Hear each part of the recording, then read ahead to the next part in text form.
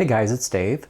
Welcome to my plant porch. If you haven't been here before, I have resisted to date the temptation to do a month-end favorites video. Didn't want y'all thinking I was coasting straight off the bat. Be time for that next year. But I am kind of feeling the urge to do a summer's end video. I've picked out a few plants, quite a few plants, that I kind of want to highlight for specific reasons. So I didn't just choose ones I thought would be the most popular with you, or that have had the most magnificent growth, or that are just objectively, subjectively, the most beautiful in my collection. I'll kind of describe it as we go on, and let's just get into it. First up is one that I consider to be the most beautiful in my collection. It's new this year to me. I think I got it in early summer, so not long ago at all. It is the Hoya Silver Dollar. This is MB 1405 AG. Its sister seedling is the Penny's Treat. That's Mike Bernardo 1405B. And just look how lovely this is. So I got it with a couple leaves down here, and I do believe that was in a video. And then it has put these on. And I know I was threatening to pull it back from the light to just give it the mint green this can have. There are no veins to speak of on this plant. It's really quite unique in that respect. And so to have it look kind of like a silver sheet of aluminum does scratch one itch, but then to have these gorgeous ridges and a little pink blush scratches another itch. And I'll tell you why I picked this plant out specifically. But a note on the accession number of this, the AG. I did see someone kind of going around in circles trying to figure out, it was being sold as A and then G showed up. And the question was, did sellers just add that on to make it seem like this one was particularly special? No. Mike Bernardo himself added that, AG being the symbol for silver. And that is right from Mike Bernardo, who has an interview in a recent copy of Stemma, is back in print. So the first one back in print on the internet, back in publication, I guess. So that clears that up. The reason I guess I picked this one is, one, it has had a good growing season, no question about it. But this one's first placed for most reduced pricing of any Hoya in my collection. When this came out just a few years ago, one node, two leaves was $1,000. Now that was a little bit before my time. When I started seeing this, it was down to $600 already. And now you can get a nice specimen, probably this base plant you might be able to get for, I don't know, maybe $35. Maybe you can get a node and two leaves for 20 bucks, maybe not that cheap, but it's not going to cost a fortune. Just a lovely grower, an absolutely beautiful plant. Its sister plant I have in another room, beautiful Penny's Treat.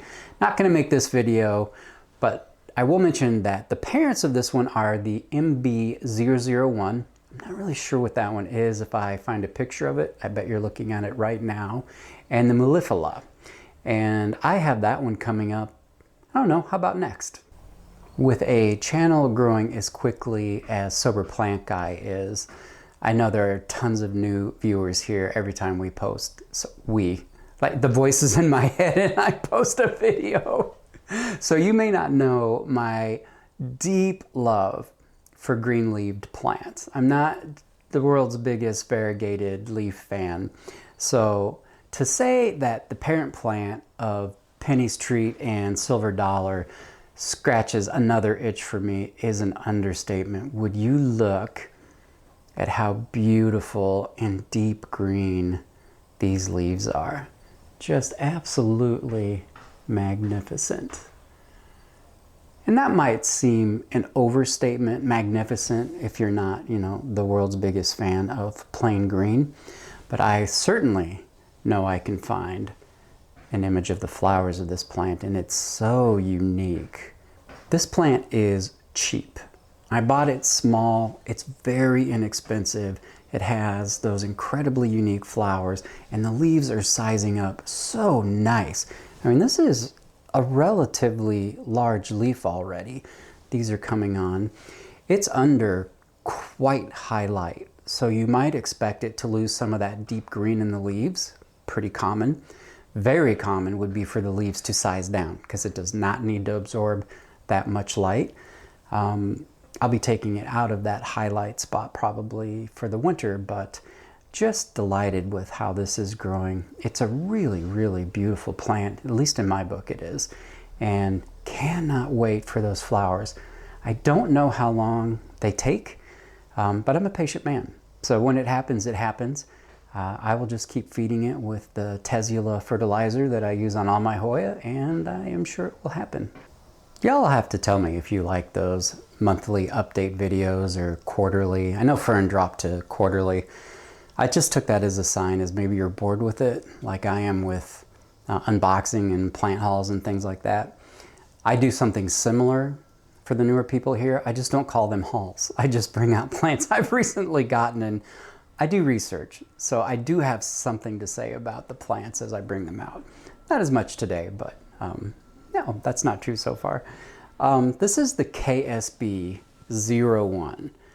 I bought this one as a one leaf cutting because these leaves can get quite large, but I love that this color is normal for this plant, so it's not getting overexposed.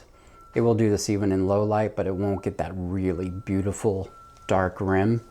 This is quite a new leaf right here. Isn't that gorgeous? Don't tell me that's not gorgeous. This was the newest leaf, and it's not quite hardened off yet. Whew, look at that. I was having a brief discussion with someone in the comments about how much I love something as simple as that rim to offset the leaf. I don't know, it's really simple and it's really beautiful. And you know, I generally like that more than what most people would call like stunning variegation or something. Here is the very newest leaf, just a little bitty baby. So very happy with how this is coming along. I'm going to a year-end Hoya sale on Thursday, maybe Friday, Saturday, Sunday, Monday, and Tuesday. I don't know, we'll see how it goes. But at least one of those days for sure.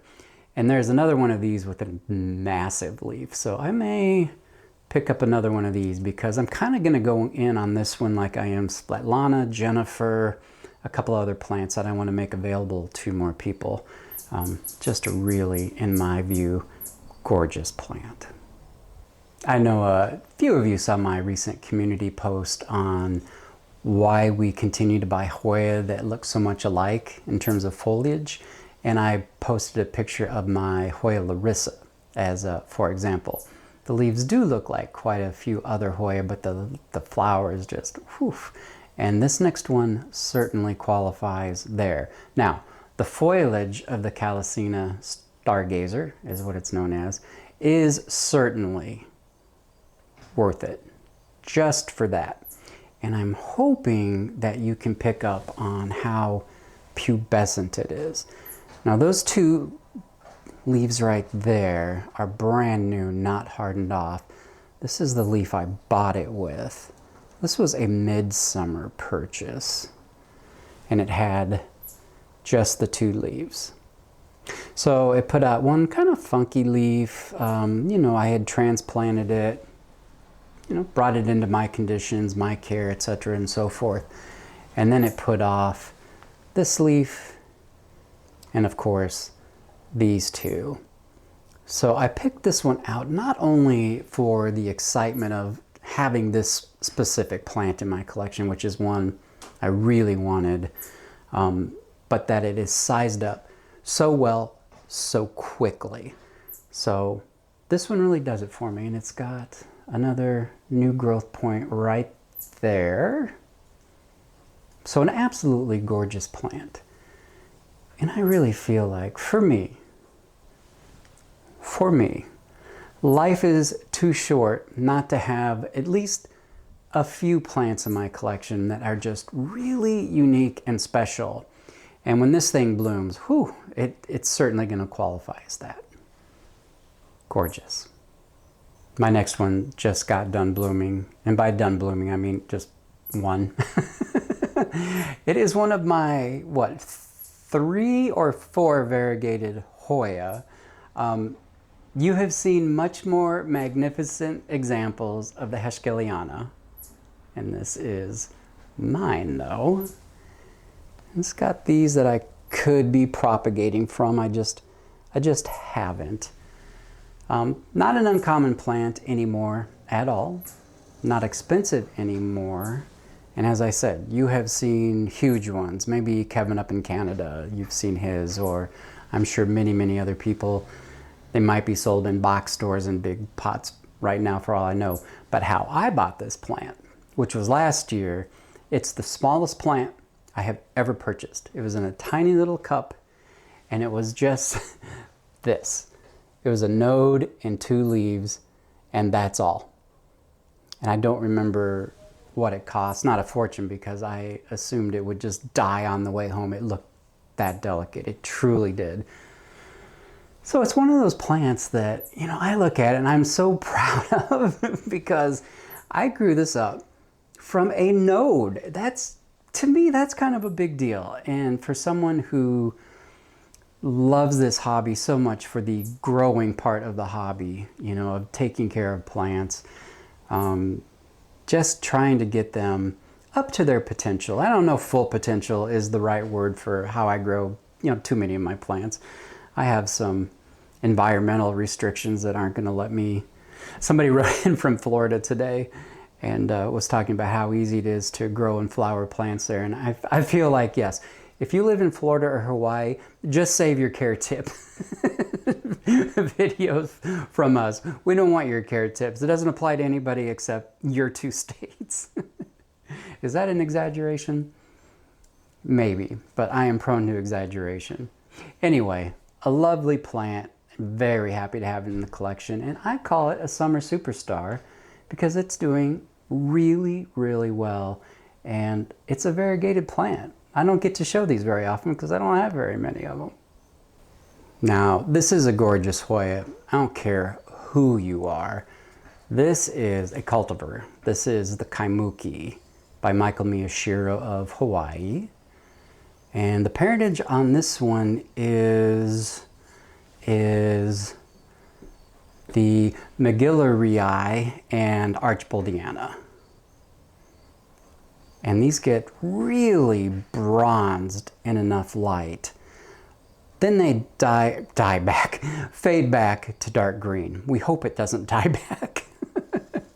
And I've got it pulled back in the tent right now, though it will be coming out from the overhead light. So they do come out bronzy, though this one is fading to green. It's not hardened off yet, so I'm not sure that will show up as bronze. This is another one that it's all about the flowers. Very fragrant, very huge, long lasting, like 2-week blooms. So on the umbel, you'll get 7 or 8 of these really large flowers. I know you're looking at a picture by now, I would hope. I picked this one not only because I bought this as a 1-node 2-leaf cutting last year and grew it up to this, but I struggled. I had it on a hoop trellis, and anytime these were pointed down, no matter how long it got, they were just dying back. All the vines were dying back, you know, looking like that. In case you've never seen a dying back Hoya vine. In the unlikely event you've never had that happen to you.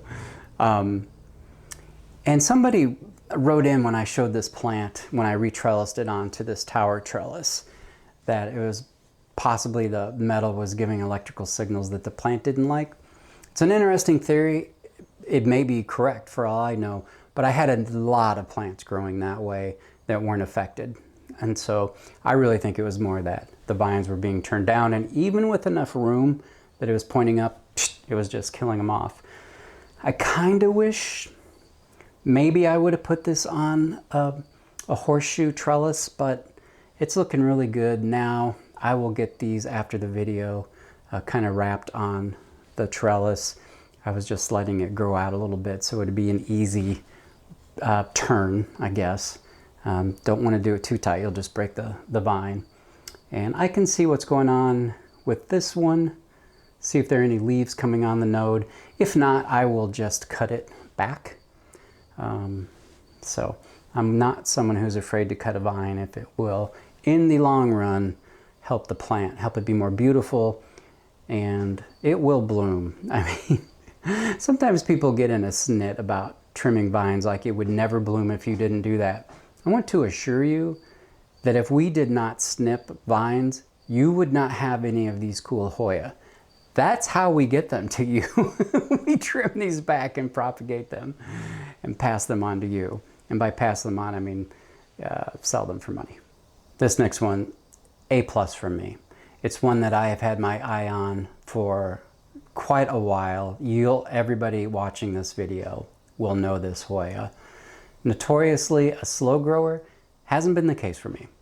My friend up in Cedar Rapids, which is about 20 miles from me, had one for sale at a very reasonable price. So without further ado, the Hoya Elephant. Now this one I know I've shown probably twice.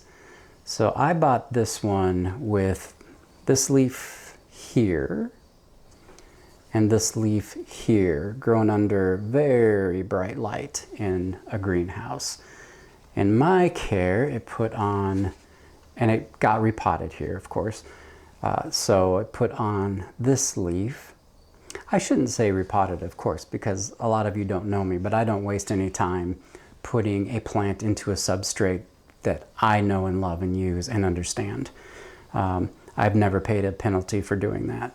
So the idea that I would wait 2 weeks or a month or a year to repot a Hoya, nonsense, never. I never do that. I want to know what the roots look like, and I want to get it into a substrate that I understand well. So that's that. So then we've got this very curvy leaf here. You can kind of imagine the water running off and having it run back onto the roots there and not rotting the leaves off and fungal issues. And then this is the one that is just hardening off. And I don't think I can do the Kaylee Ellen head test because I would destroy the plant trying to do that. I don't know. But I would call that pretty fast growth. And then it has put on this vine, and we have a couple of nodes that are trying to put on leaves as well. We'll see how that goes. This is in the tent. It's under the lowest light in the tent. So I have a bar light above. I have shelves in the middle without any additional lighting, which is really pretty low lighting. And then I have a supplemental lighting on the bottom shelves. I have promised a tent video. I really am going to do it. I got sick with long COVID after I promised to do it. And I just didn't have the energy to do anything more than water the plants. But I want to get everything out. For those of you who don't know, I treat every plant like it has pests. So everything I do is preventative measures whenever possible. And so I'll want to wash every plant, spray them down with my do-it-yourself pest spray, take a really good look at them, clean the tent, sanitize it. So it's a bit of work. It's going to take most of a day. The video won't be terribly long, but I know there are a number of you that are interested in it. Have sent me a lot of messages. I'll get it out. Best purchase I ever made living here in Iowa, to be able to keep, one, just to be able to keep more Hoya, but to keep them warm and to keep them in very consistent light all the way around. Even with strip lights that are above a plant, you don't really get that 360 lighting. So it's made a huge difference for me anyway, and being able to maintain humidity, of course. But man, hard to pick a favorite Hoya of the year, but this one isn't it. It's the next one. Psych. There is another favorite Hoya of the year, Calistophylla Black Cat, that a friend gave me in a trade. I know I'm going to be presenting that in another future video that's not too far down the line, so I didn't want to drag that out. I have so many beautiful plants that I could have brought down. Oh, that sounds modest. But there really are. I was just looking at plant after plant thinking, oh, that's beautiful. People would love that one. This plant, it has such a nice backstory that my friend let go of this plant for me, and that it is so beautiful, and that it is now kind of settled in and put out a new growth point, and it's working on a new leaf. It's the Hoya AH Serene. And that may not be how you pronounce it. That is how I am going to pronounce it, because I just like the idea of this being the Serene. And obviously this is a summertime plant, but it also has this beautiful foliage that will work for a fall plant as well. So just absolutely incredible. I love this plant so much. And you can see perhaps the growth tip right there. So I am over the moon with this plant. It's one of the most beautiful Hoya in my collection. I don't say that about every Hoya. I have so many that I love, so many that are gorgeous, but I only have a few that I would say most beautiful. New Guinea Ghost, obviously the Silver Dollar, this one. They're not alone, but man, that's an incredible plant. So I do want you all to let me know how you feel about monthly updates or quarterly updates, or besides the tent video, if there's something you would like to see. I love your comments. If you watched my last video of making this hobby a misery and you left a comment, holy cow, did you make that a popular video for this small channel. That one really took off. So thank you very much. I enjoyed all those comments. I thought for sure someone would miss the joke. None of y'all missed the joke. At least no one who left a comment missed the joke. Just having a little fun at our expense, which is what I do here at Sober Plant Guy. I am going to post a fun chores video really soon, which means I'm going to do stuff that I think is cool, and I'm going to talk about it, and hopefully I'm going to make you laugh. And I hope to see you in that one real soon. Bye-bye.